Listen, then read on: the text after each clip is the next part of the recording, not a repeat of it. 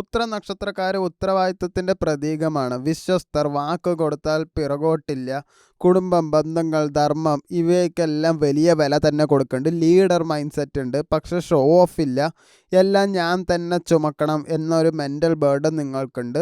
ഈ പുറത്ത് കാമാണ്, പക്ഷെ ഉള്ളിൽ കോൺസ്റ്റൻറ്റ് പ്രഷർ നന്നായിട്ട് തന്നെ ഉണ്ട്. മറ്റുള്ളവർക്കായിട്ട് ജീവിക്കും, പക്ഷെ സ്വന്തം സന്തോഷം പിന്നിലാക്കും. ഹെൽപ്പ് ചെയ്യുമ്പോൾ പോലും നന്ദി പ്രതീക്ഷിക്കില്ല. നിങ്ങളുടെ പ്രശ്നം എന്താ വെച്ചാൽ അവരെ പീപ്പിൾ ഗ്രാൻഡഡ് ആയിട്ട് എടുക്കും. 2025 ഡിസംബറിൽ ഒരു ഹെവി റെസ്പോൺസിബിലിറ്റി മന്തായിരുന്നു.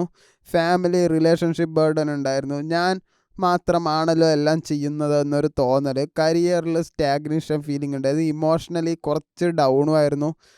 ഉറക്കക്കുറവും നന്നായിട്ട് ഉണ്ടായിരുന്നു. ആരെയും കുറ്റപ്പെടുത്താൻ പറ്റാത്തൊരവസ്ഥ. ഡിസംബർ അവസാനത്തോടെ മനസ്സിൽ വന്ന തൊട്ട് ഇനി എല്ലാവരെയും ക്യാരി ചെയ്ത് നടക്കാൻ പറ്റില്ല എന്ന് വിചാരിച്ചിട്ടുണ്ടാവും. അതിൻ്റെ പോസിറ്റീവ് സൈഡ് എന്താ വെച്ചാൽ ഇന്നർ സ്ട്രെങ്ത്ത് നിങ്ങൾക്ക് നന്നായിട്ട് ബിൽഡായിട്ടുണ്ട്. ഫേക്ക് പീപ്പിൾ അത്യാവശ്യം ഡിസ്റ്റൻസ് എടുത്തിട്ടുമുണ്ട്.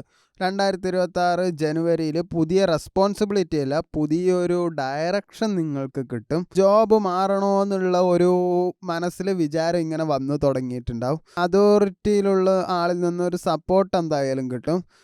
ബിസിനസ്സുകാർക്കാണെങ്കിൽ ഒരു സ്ലോ സ്റ്റാർട്ടാണ്, പക്ഷെ ഒരു സോളിഡ് ഫൗണ്ടേഷൻ നിങ്ങൾക്കുണ്ടാവും. ആരായിട്ട് ഓവർ കമ്മിറ്റ്മെൻറ്റ് വേണ്ട. എനിക്ക് ചെയ്യാം എല്ലാം ഏറ്റെടുക്കുകയും ചെയ്യരുത്. പ്രണയത്തിലാണെങ്കിലും റിലേഷൻഷിപ്പിലാണെങ്കിലും ഒരു ക്ലാരിറ്റി വരും. വൺ സൈഡ് എഫേർട്ട് സ്റ്റോപ്പ് ചെയ്യാൻ തുടങ്ങും, എന്തോ ആവട്ടെ പറഞ്ഞിട്ട്. പാർട്ട്ണർ റെസ്പെക്റ്റ് കൊടുക്കുന്നുണ്ടോ എന്ന് ക്വസ്റ്റ്യൻ ചെയ്യും. സിംഗിൾ ആണെങ്കിൽ പാസ്റ്റ് കർമ്മിക് കണക്ഷൻ വീണ്ടും മൈൻഡിൽ വരും. അത് പുതിയതായിട്ട് ബന്ധം വരും, മെസ്സേജ് അയക്കലോ ഒന്നും ഉണ്ടാവുമൊന്നുമില്ല. പുതിയ റിലേഷൻഷിപ്പ് ഒന്നും സ്റ്റാർട്ട് ചെയ്യാൻ ഹറിയൊന്നും കാണിക്കേണ്ട. വെറുതെ ജസ്റ്റ് സംസാരിക്കുക. ഒന്നും മനസ്സിൽ വലിയ ചീട്ടുകൊട്ടാരം കെട്ടിവെക്കേണ്ട ആവശ്യമില്ല. ഓണസ്റ്റായിട്ട് സംസാരിക്കുക. ഈഗോ ക്ലാഷ് എന്തായാലും ഉണ്ടാവും, പക്ഷെ അവസാനം ഓക്കെ ആവും. നിങ്ങൾ പ്രണയം കൊടുത്ത് നിങ്ങളുടെ സെൽഫ് റെസ്പെക്റ്റ് പോയിക്കൊണ്ടേയിരിക്കും. ഫൈനാൻസും സാമ്പത്തികവും നോക്കുകയാണെങ്കിൽ സാധാ വരുന്ന പോലെ തന്നെയാണ് സാമ്പത്തികവും വരിക. പഴയ ഡ്യൂ എല്ലാം ഉണ്ടെങ്കിൽ അതെന്തായാലും മൂവ് ചെയ്യും. കടം തീർക്കാൻ പറ്റും. ഒരു സേവിങ് മൈൻഡ് സെറ്റ് വരും. കടം കൊടുക്കരുത്, അതെന്തായാലും തിരിച്ച് കിട്ടില്ല.